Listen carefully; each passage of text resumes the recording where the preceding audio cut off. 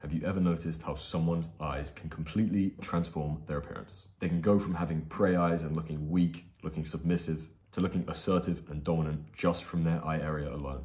Your eye area is one of the most important parts of your face. If you think about it, it's the bit that everyone looks at first. Your eyes are the first impression someone gets of you. So your eyes play a huge role in how you're perceived. So this is exactly how you can begin to maximize your eye area.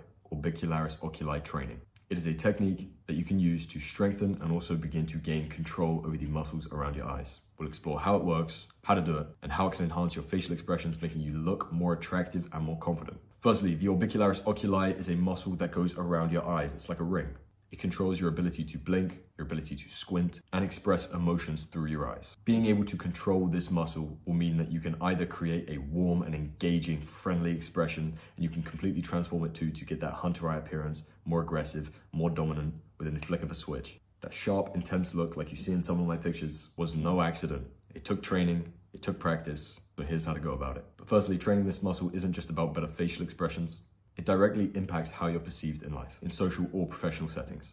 A strong orbicularis oculi contributes to facial symmetry, and symmetry is one of the key factors of attractiveness. Having good control of this muscle will also enhance your ability to have genuine expressions. You may be having genuine emotions, but if you don't have enough facial control, how can you convey that? And when you enhance this muscle, you improve your ability to show genuine emotions, making you appear way more charismatic and way more approachable. And don't forget, your social charisma is a huge factor in what makes you attractive. No, it's not just all about the way you look, about the way you hold yourself, the way you talk, the eye contact you can hold. And not only that, when you improve your eye contact through training this muscle, you're going to find that people will engage a lot better with you in conversations. Before and after improving my eye area, the difference when I was speaking to people is outstanding. I'm telling you, after I improved my eye area, if I am looking at someone with an intense stare, listening intently to their conversation, often start blushing, sometimes they look away, sometimes they say, why are you looking at me like that? So 100% improving your eye area is going to make a huge difference. So let's get into the actual training techniques. The techniques are simple,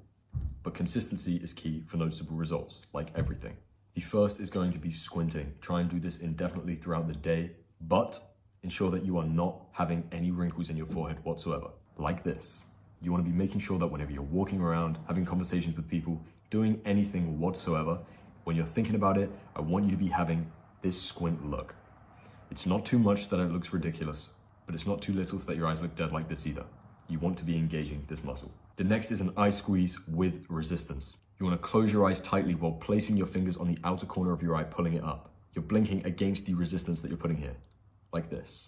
You can do it one at a time or with two hands, like this. With all of these sets and reps aren't so important. You really just want to do it until you feel a burn. Now, this one will most effectively train your orbicularis oculi, but don't forget, so much actually goes into what makes your eye area look good that simply training the muscle might not be enough. This is where expression control comes into play. I want you to practice in the mirror, smiling with a slight warm squint in your eyes. You'll feel a slight lift in your cheeks and your outer eye corners. And also I want to mention the significance of the auricularis posterior. A lot of people got confused when I started talking about this because it is the muscle behind your ear. If any of you can wiggle your ears and make them move back and forward without you touching them, that is because you are engaging that muscle. So what the hell has that got to do with your eyes? Well, it can actually give you a more positive perceived canthal tilt. What do I mean by a perceived canthal tilt? Well, your eyelid hooding can have a huge effect on how your canthal tilt looks.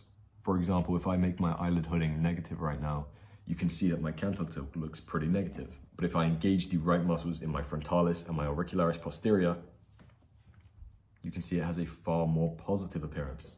Now, a lot of people say this looks strange. Maybe you like it, maybe you don't. The technique is there if you want it. Remember that beauty is not found in features, it's found in proportion. So though this will change the actual feature and make your eyes look completely different, you should be assessing with yourself and the other people in the community. You can ask around and see whether it looks better or not. Looking good and glowing up is so specific to you that you need to understand these methods and try them, but understand that there's no one method that will work for everything.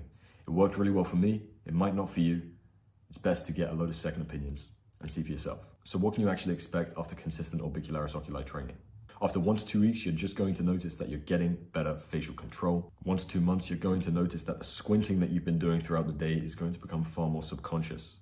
Your eyes are going to appear more slit-like without you having to even think about it.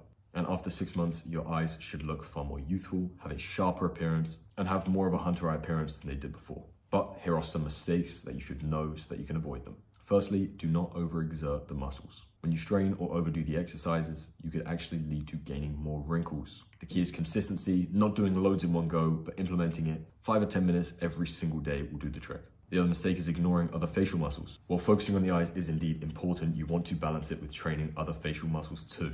And the third mistake is inconsistent practice. Doing the exercises occasionally won't lead to noticeable results.